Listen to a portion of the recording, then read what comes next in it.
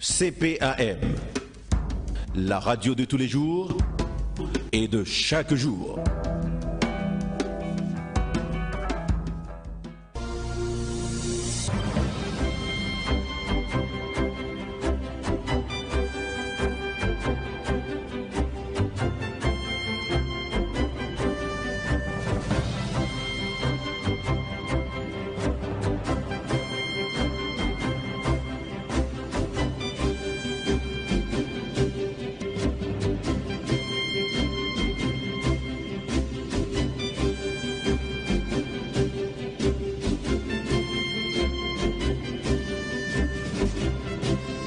Avec nous en ligne à 17h36, Chedly Belkodja, professeur titulaire des affaires publiques et communautaires de l'Université Concordia.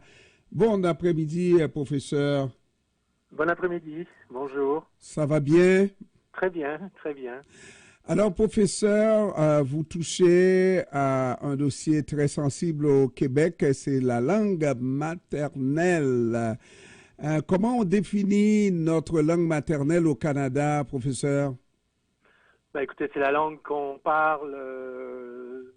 Pendant longtemps, on parlait de première langue parlée à la maison. C'est la langue officiellement, donc au Canada, on a surtout défini la langue maternelle à partir de la langue maternelle parlée par les deux grandes communautés linguistiques au Canada, anglophone, francophone.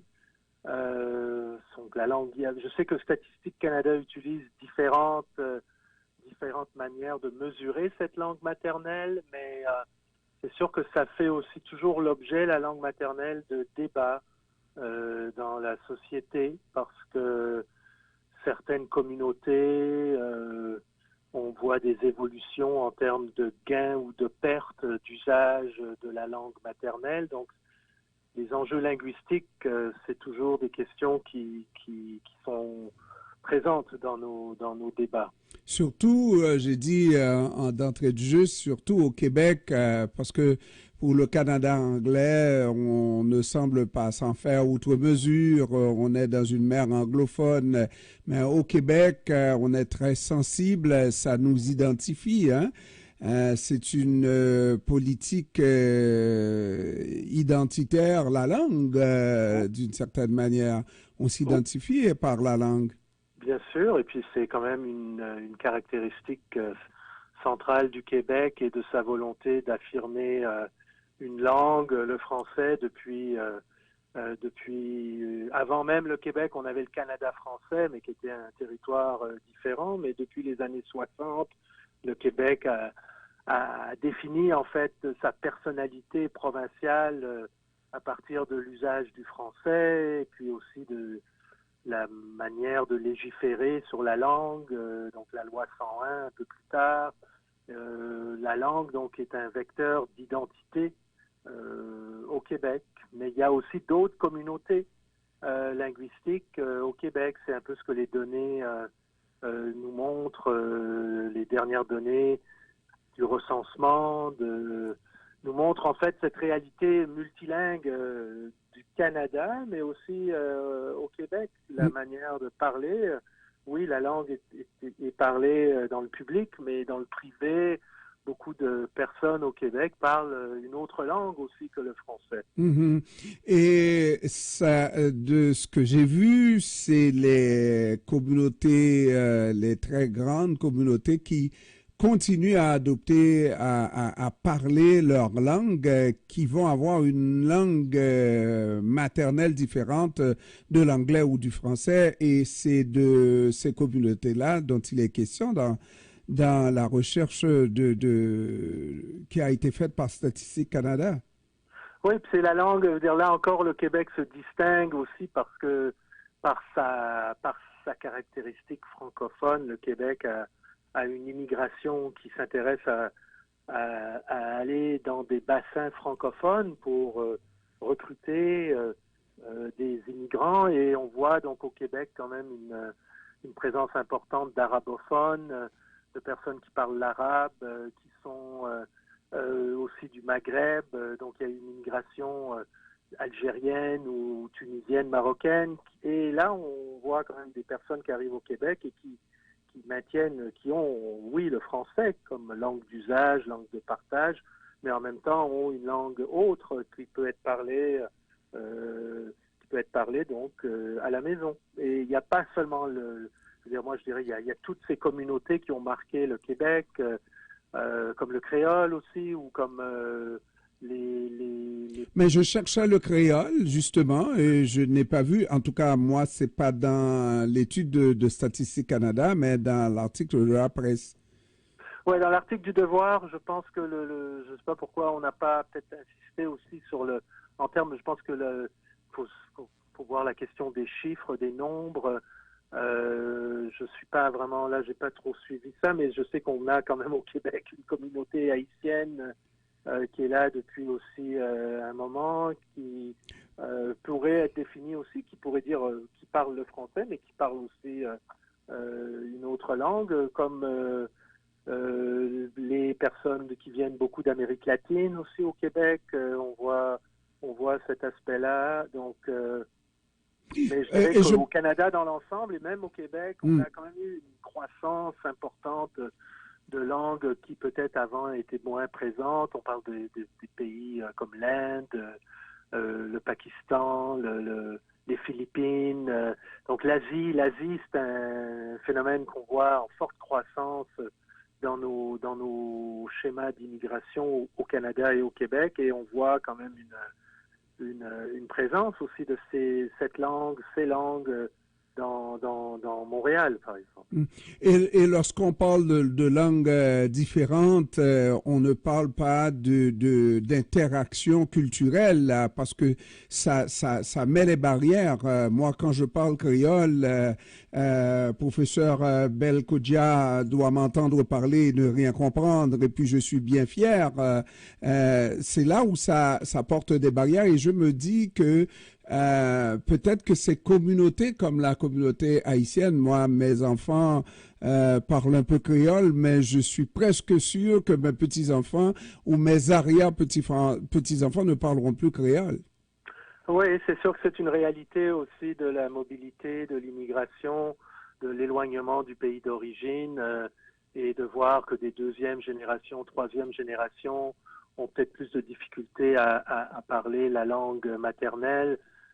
Mais en même temps, les communautés immigrantes, il faut peut-être voir ça aussi, le fait de parler une autre langue, et au Québec, durant ce débat aussi sur la langue, à un moment donné, parfois on s'inquiète de ces autres langues, et on se dit mais qu'est-ce qu'on parle dans le privé? Je crois que c'est quand même pour moi, qu'on parle portugais ou italien ou créole, on peut l'exprimer, et c'est un atout aussi d'avoir cette possibilité aussi de garder certains éléments culturels, identitaires autour de la langue, autour de l'usage de la langue. C'est sûr que pour moi, ça peut pas nuire le fait de pouvoir aussi s'exprimer dans une autre langue. Au Canada, dans l'ouest du Canada, on voit les données, l'ukrainien, l'allemand, les langues donc d'Asie aussi. On a des communautés, il y a des activités culturelles. Donc ces langues sont peut-être parlées dans des milieux, comme dans des endroits où on pratique la religion, où on vit aussi cette langue dans certains espaces de vie. Et en même temps, on parle soit l'anglais ou le français dans la vie de tous les jours.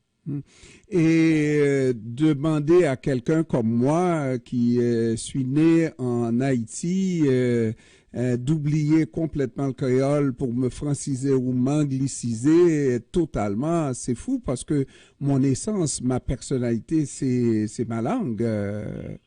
C'est oui, ma culture. Je crois que c'est pas logique de penser cette forme d'assimilation de nos jours. Je vois pas.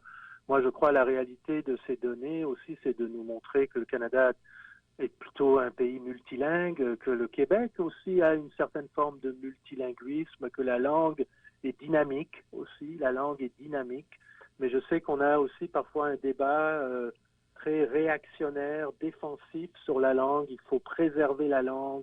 Il faut s'accrocher à la langue, mais ça ne veut pas dire quand on voit plutôt les jeunes s'exprimer dans une langue qui des fois prend un peu de ci, de ça, parle souvent de la créolisation de la langue. On utilise 2-3 mots comme ça, 2-3 mots dans une autre langue. C'est la réalité du quotidien, ça aussi. Est-ce que c'est mauvais? Je pense pas. C'est une réalité qui est parmi nous. Mais si on reste encore au Québec, le débat, c'est de savoir est-ce qu'on doit avoir une politique multilinguisme ou alors une politique d'intégration totale des immigrants? Je crois qu'il faut il faut reconnaître que dans la société québécoise, dans l'espace public, dans la question quand même de l'expression de la langue est un enjeu. Et oui, c'est vrai que parfois on voit certaines personnes, on s'inquiète peut-être de certains endroits, Montréal, pas tout Montréal, certains endroits où peut-être le français est un peu n'est plus vraiment cette langue qu'on entend tout le temps. Il y a d'autres langues dans l'espace public qui se parlent. L'anglais, c'est sûr, a fait beaucoup de progrès. L'anglais est une langue, et puis les Québécois apprennent l'anglais aussi. Moi, je vois dans mon université beaucoup de jeunes francophones québécois qui viennent faire des études à Concordia, mais qui sont bilingues, et c'est la réalité aussi. Alors, mais en même temps, je crois que le Québec a un statut aussi particulier au Canada. Il y a pas beaucoup, comme vous avez dit au début, dans le reste du pays, c'est beaucoup plus difficile pour les francophones de s'exprimer, d'avoir la possibilité de parler. Donc, faut être vigilant quand même pour s'assurer que la langue ne décline pas. Professeur, pourquoi est-ce que si on peut regarder l'autre culture très forte de l'autre côté, les États-Unis, on ne s'est pas vraiment inquiété de la progression des langues étrangères comme l'espagnol, même le créole à pignon sur rue à Miami.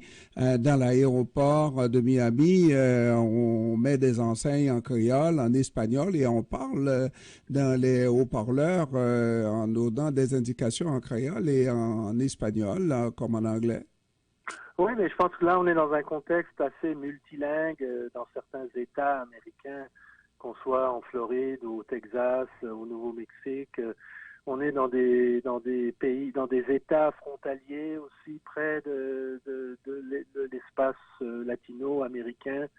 Je crois qu'il y a vraiment une forme de multilinguisme du quotidien, mais en même temps, il y a aussi cette manière de vivre aux États-Unis. Je crois que le débat n'est peut-être pas le même. Au Canada, on est dans un débat autour du bilinguisme. Aux États-Unis, on est vraiment dans l'acceptation d'une culture commune, d'un rêve américain très puissant, de certains mythes, de certains symboles. Et puis les communautés immigrantes s'intègrent dans cette logique. Et dans certains, on est dans des quartiers, qu'on soit à Miami ou qu'on soit à Dallas ou à Houston, on est dans un multilinguisme parfois, mais en même temps on est aux États-Unis. Au Canada, je pense qu'on est un peu dans le contexte, c'est ça, cette longue histoire du bilinguisme et de ce rapport parfois tendu, francophone, anglophone, majorité, minorité. Ça a joué beaucoup dans la manière de concevoir le débat linguistique. Mais on va dire surtout au niveau de la politique, mais le public s'en fout royalement. Moi, quand je suis devant le juge et qu'un mot créole s'invite dans mon discours, je ris de moi, point, parce que c'est mon essence, n'est-ce pas, professeur? Tout à fait, non, je crois qu'on peut pas, comme j'ai dit, on peut pas couper, même si parfois certaines communautés immigrantes, certaines personnes immigrantes peut-être sont éloignées de leur pays d'origine. La langue reste quand même un vecteur identitaire, une manière de garder un contact, d'avoir une sensibilité à son pays d'origine. Moi, je suis franco-tunisien, je parle pas beaucoup l'arabe, mais parfois certains mots reviennent, certaines expressions. Ça me permet de garder ce lien au pays d'origine aussi. Chedli Belkodia, professeur titulaire des affaires publiques et communautaires de l'Université Concordia. Professeur Belkodia, je vous remercie d'avoir pris du temps de nous parler de ce sujet extrêmement intéressant cet après-midi. Merci beaucoup. Merci. Au revoir. Au revoir. Au revoir, au revoir. Bye bye. Bye bye. Voilà, 17h50. Dans un instant, mesdames, messieurs, on va faire un dernier tour à la circulation, la météo avec Dominique.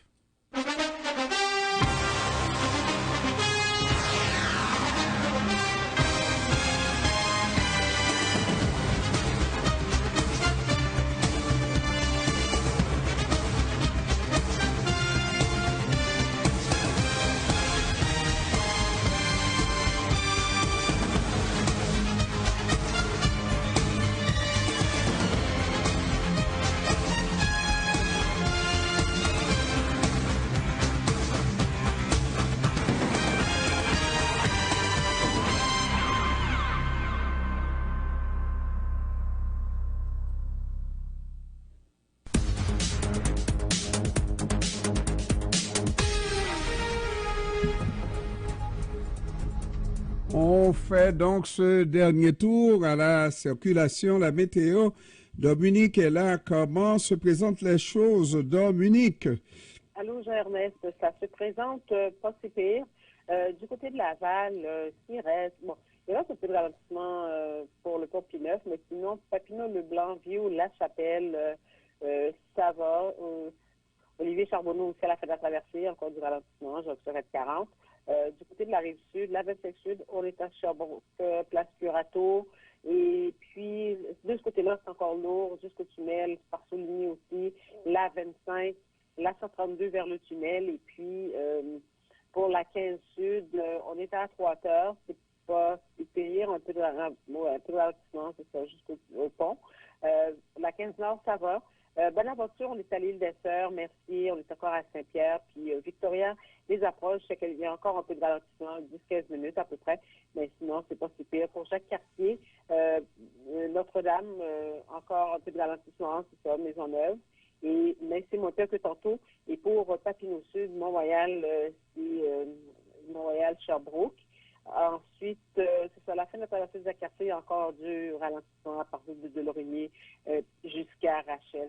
À part de ça, en ce temps, les mots d'ordre restent patience, prudence et vigilance pour la suite. Voilà. Et puis pour la météo, Dominique, ça n'a pas changé beaucoup? Non, pour la météo, ça n'a pas changé beaucoup.